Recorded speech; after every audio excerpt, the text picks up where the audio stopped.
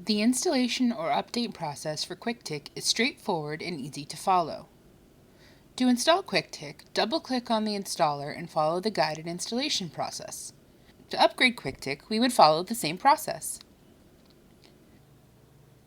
Once KwikTic is installed, we need to enter our KwikTic database information.